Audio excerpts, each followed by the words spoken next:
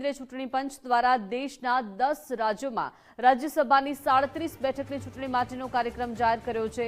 16 માર્ચે 37 બેઠક માટેની ચૂંટણીનું મતદાન યોજાશે। 26 ફેબ્રુઆરીએ નોટિફિકેશન બહાર પાડવામાં આવશે। 5 માર્ચ સુધી ઉમેદવારી કરી શકાશે અને 9 માર્ચ સુધી ફોર્મ પરત ખેંચી શકાશે। મહારાષ્ટ્રમાં 7, ઓડિશામાં 4, તમિલનાડુમાં 6, પશ્ચિમ બંગાળમાં 5, છત્તીસગઢ, હરિયાણા અને તેલંગાણાની 2 બેઠકની ચૂંટણી યોજાશે।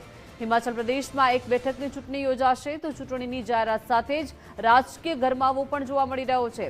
જે રાજ્યોમાં રાજ્યસભાની ચૂંટણી જાહેર થઈ છે તે પૈકી કેટલાકમાં આગામી સમયમાં વિધાનસભા ચૂંટણીનો પણ યોજવાની છે અને તેને જોતા રાજકીય પક્ષોની સક્રિયતા અને ઉમેદવાર પસંદગીને લઈને રાજકારણમાં ગરમાવો આવશે।